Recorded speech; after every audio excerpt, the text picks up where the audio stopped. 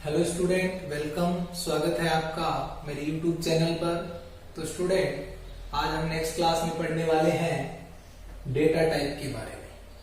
तो स्टूडेंट, सबसे पहले बात करते हैं कि डेटा टाइप किसे कहते हैं। हम प्रोग्रामिंग के अंदर जो भी डेटा काम में लेते हैं उसका टाइप यानी प्रकार, कि वो डेटा किस प्रकार का है वो उसका क्या कहलाता है, डेटा टाइप कहलाता है। जिस प्रकार का डेटा हम काम में ले रहे हैं वो उस डेटा का क्या हो गया, टाइप। तो प्रोग्रामिंग के दौरान जिस प्रकार का डेटा हम काम में लेते हैं उसे उसका डेटा टाइप कहा जाता है। यानी which type of data we are using in our program is called data type. और नेक्स्ट बात करते हैं स्टूडेंट कि डेटा टाइप कितने प्रकार का होता है। तो जो डेटा टाइप होता है वो 3 प्रकार का होता है। Number 1 primary data type, number 2 user defined data type और नंबर 3 डिराइव्ड डेटा टाइप। तो आज हम इन तीनों डेटा टाइप्स को अलग अलग पढ़ेंगे।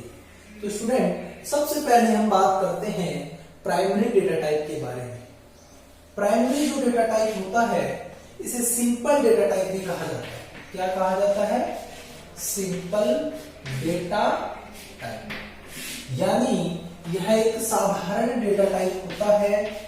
ये बेसिक डेटा टाइप्स होते हैं। बेसिक जो डेटा टाइप्स होते हैं उनमें आते हैं प्राइमरी डेटा टाइप, जैसे इंटीजर, कैरेक्टर, फ्लोट और डबल। ये चारों क्या है? बेसिक डेटा टाइप है। ये एग्जांपल है primary data type. Next second हम बात करते हैं user defined data type. User defined data type, जैसा हमें नाम से ही पता चल रहा है, यूजर का मतलब क्या होता है?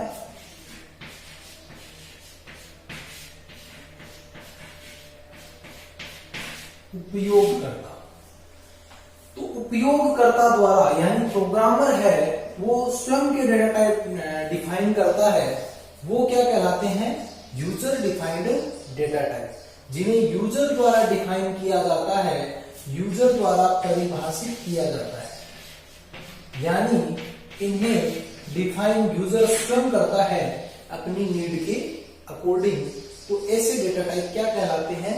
यूजर डिफाइंड डेटा टाइप कहलाते हैं। Data type which is defined by user is called user defined data type. तो हम बात करते हैं यूजर डिफाइंड डेटा टाइप कौन कौन से होते हैं। तो यूजर डिफाइंड डेटा टाइप के कुछ एग्जांपल हमारे सामने हैं। स्ट्रक्चर, यूनियन, एनुमरेशन और क्लास। ये 4 जो है वो किस में आते हैं?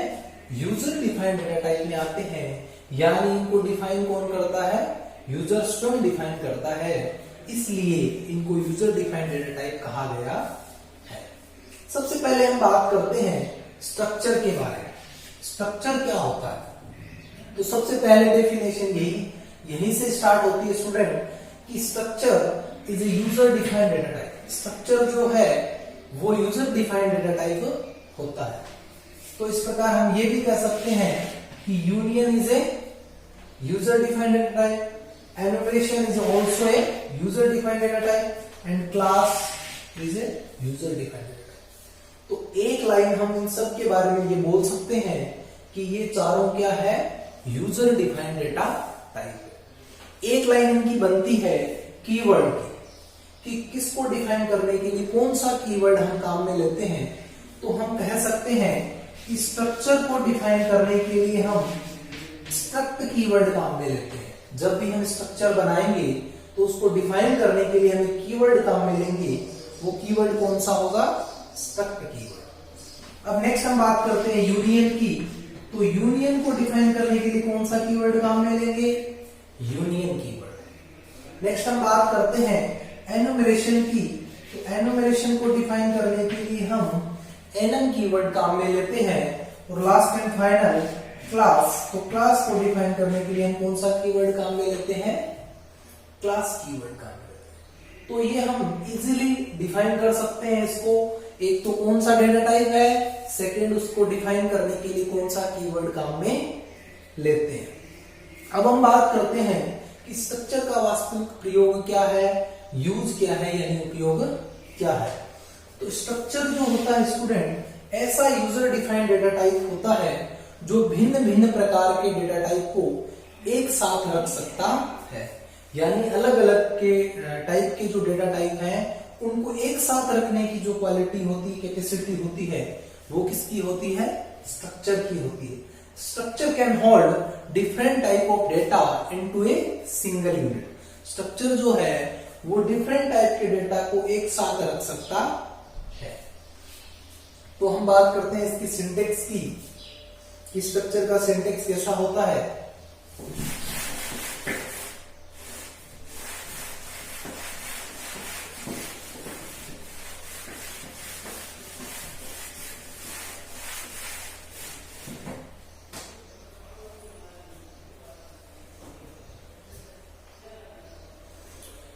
स्टूडेंट स्ट्रक्चर का जो सिंटेक्स होता है वो इस प्रकार होता है। सबसे पहले हम कीवर्ड काम में लेते हैं स्ट्रक्ट कीवर्ड, उसके बाद आता है स्ट्रक्चर का नेम।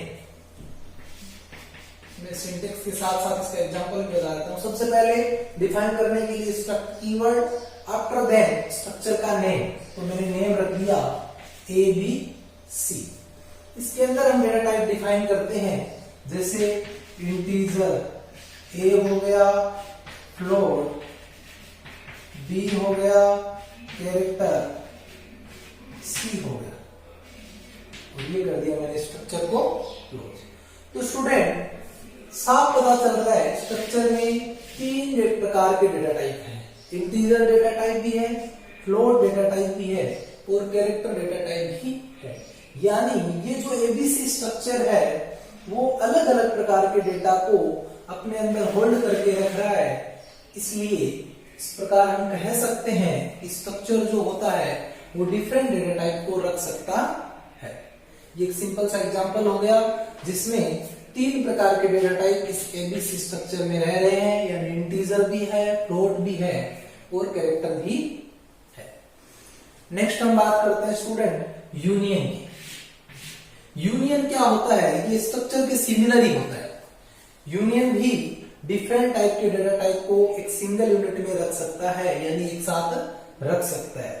और इसको डिफाइन करने का तरीका सेम एज स्ट्रक्चर की तरह ही होता है। जहां हमने स्ट्रक्ट कीवर्ड काम में लिया है वहां हम कौन सा कीवर्ड लगा देंगे, यूनियन कीवर्ड लगा देंगे। जैसे हमने यूनियन कीवर्ड लगाया, ये एग्जांपल हो गया यूनियन का। यूनियन, फिर यूनियन का नेम क्या हो गया, ABC। इसके अंदर भी तीन अलग अलग टाइप के डेटा टाइप है। तो स्टूडेंट बात आती है कि फिर स्ट्रक्चर और यूनियन में डिफरेंस क्या है। दोनों एक जैसे है तो फिर दोनों अलग अलग क्यों बनाए। तो स्टूडेंट एक मेन डिफरेंस जो स्ट्रक्चर और यूनियन में है वो ये है, एक तो कीवर्ड वाला हो गया कि इसमें स्ट्रक्चर्ड कीवर्ड काम में लेते हैं और इसमें यूनियन कीवर्ड काम में लेते हैं। सेकेंड हम बात करें मेन डिफरेंस की, तो वो ये होता है कि यूनियन जो होता है वो अपने सबसे बड़े डेटा मेंबर के अनुसार मेमोरी लेता है, और स्ट्रक्चर जो होता है अपने सभी डेटा मेंबर के अनुसार मेमोरी लेता है। जैसे एग्जांपल की बात करूं मैं, मेमोरी का मतलब जितने भी डेटा टाइप हम डिक्लेयर करेंगे प्रोग्राम में वो कहीं ना कहीं जाके मेमोरी में स्टोर होते हैं। तो स्टोर होने के लिए उनको क्या चाहिए होता है, स्पेस चाहिए होता है। तो उस स्पेस को क्या बोलते हैं, मेमोरी साइज कहा जाता है। तो इंटीजर जो होता है वो 2 बाइट लेता है, फ्लोट जो होता है वो 4 बाइट लेता है, और कैरेक्टर जो होता है वो 1 बाइट लेता है। यानी 1 4 5 और 2 7, यानी ये कितना लेगा, 7 बाइट डेटा एक्सेस करेगा। कौन, स्ट्रक्चर, क्योंकि स्ट्रक्चर अपने सभी डेटा मेंबर के अनुसार मेमोरी लेगा, और सभी डेटा मेंबर कितने ले रहे हैं, 7 बाइट ले रहे हैं। लेकिन यूनियन क्या करता है, अपने सबसे बड़े डेटा मेंबर के अनुसार मेमोरी लेता है। सबसे बड़ा कौन है इसमें, ये 2 बाइट वाला है, ये 4 बाइट वाला है, और ये 1 बाइट वाला है। तो कौन हुआ सबसे बड़ा, 4 बाइट वाला ऑब्वियसली ही होगा। 4 बाइट कौन ले रहा है, फ्लोट भी। तो ये मेमोरी कितनी लेगा, ओनली 4 बाइट मेमोरी लेगा। तो मेमोरी कम कौन ले रहा है? यूनियन ले रहा है, क्योंकि ये 4 बाइट ले रहा है और स्ट्रक्चर कितने ले रहा है?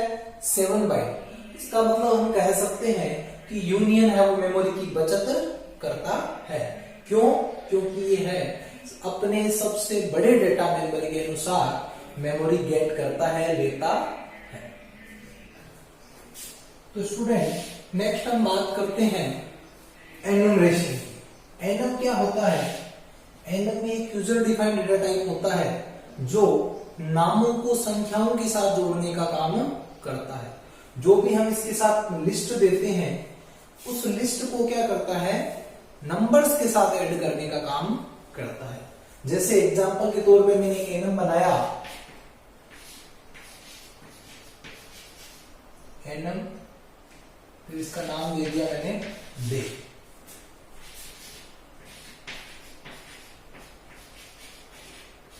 संडे मंडे से लेके मैंने कहां तक बना दिया?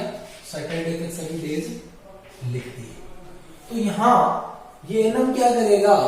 ये जो इसके साथ लिस्ट दी हुई है इसे बोलते हैं list of constant, list of constant. इस लिस्ट को क्या करता है? नंबर्स के साथ ऐड करता है। और इसकी नंबरिंग कहां से शुरू करता है? ये बाय डिफॉल्ट स्वतः रूप से इसकी नंबरिंग जो है वो 0 से स्टार्ट करता है। 0 1 2 3 4 5 6 जितने भी नंबर्स, जो भी नाम होते हैं वहां तक नंबर्स चलते जाते हैं। तो ये स्टार्टिंग कहां से करता है? बाय डिफॉल्ट रूप से 0 से करता है। और हम यानी यूजर अपनी नीड के अकॉर्डिंग इनकी नंबरिंग चेंज भी कर सकता है। यानी यूजर इस संडे को 1 भी दे सकता है। तो एनम का मुख्य यूज क्या है? जो ये नाम है इसके अंदर लिस्ट में, इनको संख्याओं के साथ ऐड करता है। इस प्रकार हम मंथ का एनम भी बना सकते हैं, जिसमें जनवरी तक, दिसंबर तक, जनवरी से दिसंबर तक जितने भी मंथ हैं उन सबको हम क्या कर सकते हैं? नंबरिंग दे सकते हैं। तो ये हो गया एनम। नेक्स्ट है स्टूडेंट क्लास। क्लास क्या है? User defined data type. और क्लास का यूज क्या है?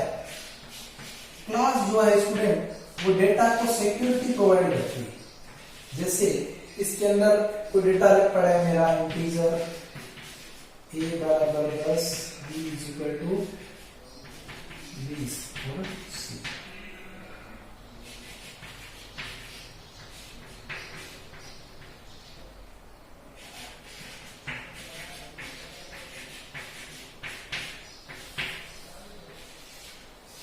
तो क्लास जो होती है वो डेटा को सिक्योरिटी प्रोवाइड करती है।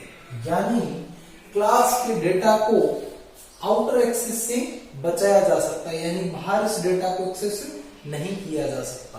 तो क्लास जो होती है यूजर डिफाइंड डेटा टाइप होती है, जो मेंबर वेरिएबल और मेंबर फंक्शन को एक सिंगल यूनिट में बांध करके रखती है। इसे परिभाषित करने के लिए क्लास कीवर्ड काम में लेते हैं।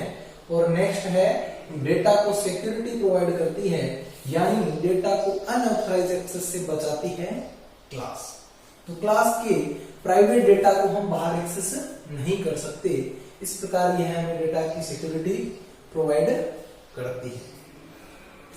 नेक्स्ट हम बात करते हैं स्टूडेंट डिराइव्ड डेटा टाइप की। डिराइव्ड डेटा टाइप जो होते हैं वो प्राइमरी डेटा टाइप, जो हमने प्राइमरी डेटा टाइप पढ़े थे, basic data type, integer, character, float, double, void, इन सब को मॉडिफाई करके जो डेटा टाइप बनाए जाते हैं उन्हें बोलते हैं डिराइव्ड डेटा टाइप। यानी प्राइमरी डेटा टाइप को विभिन्न तरीकों से संयोजित करके, मॉडिफाई करके जो डेटा टाइप बनाए जाते हैं उन डेटा टाइप्स को कहा जाता है derived data type.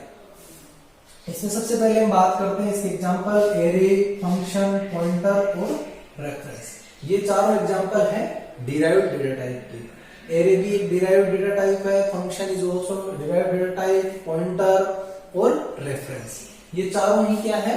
Derived data type है। यानी इन चारों को प्राइमरी डेटा टाइप्स के द्वारा मॉडिफाई करके बनाया गया है। प्राइमरी डेटा टाइप को ही हम यहाँ विभिन्न तरीकों से मॉडिफाई करके काम में लेते हैं। तो स्टूडेंट सबसे पहले हम बात करते हैं एरे की। एरे क्या है? Derived data type. एरे की खास बात क्या होती है? यह जो होता है समान प्रकार के डेटा का समूह होता है। समान प्रकार के डेटा का समूह। समान प्रकार के डेटा के समूह को हम एरे कहते हैं, यानी एक ही प्रकार के डेटा का समूह है एरे कहलाता है। एरे में हम एक ही प्रकार के कई सारे डेटा रख सकते हैं। जैसे एग्जांपल के तौर पे मैं बात करूं, मैंने एक एरे बनाया इंटीजर A5, तो इस A वेरिएबल में इंटीजर टाइप के कितने मान रहेंगे? 5 वैल्यूज रहेगी। लेकिन ये जो 5 मान है वो सारे किस प्रकार के होंगे? इंटीजर टाइप के होंगे। तभी तो क्या होगा? समान प्रकार के डेटा का समूह है। अगर नॉर्मली हम इंटीजर ए लिखते तो क्या होता? एक सिंगल वैल्यू को रखता, और यदि हमने इसका एरे बना दिया तो ये 5 इंटीजर वैल्यू को रखेगा। यहां हमने 5 जीरो कर दिया तो ये 50 यानी 50 इंटीजर मानों को रख सकता है। इंटीजर को रखता है, वैसे सेम एज फ्लोट टाइप का भी हम एरे बना सकते हैं और कैरेक्टर टाइप का भी एरे बना सकते हैं। ठीक है स्टूडेंट, नेक्स्ट हम बात करते हैं फंक्शन की। फंक्शन क्या होता है? डिराइव्ड डेटा टाइप होता है। फंक्शन की जो मुख्य रूप से यूज है वो क्या होता है? किसी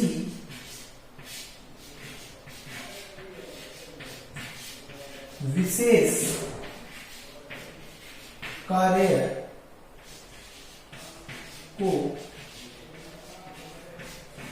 करने के, फंक्शन का जो यूज है वो किसी विशेष कार्य यानी कोई स्पेसिफिक टास्क है उसको परफॉर्म करने के लिए हम क्या बनाते हैं? उसका फंक्शन बनाते हैं।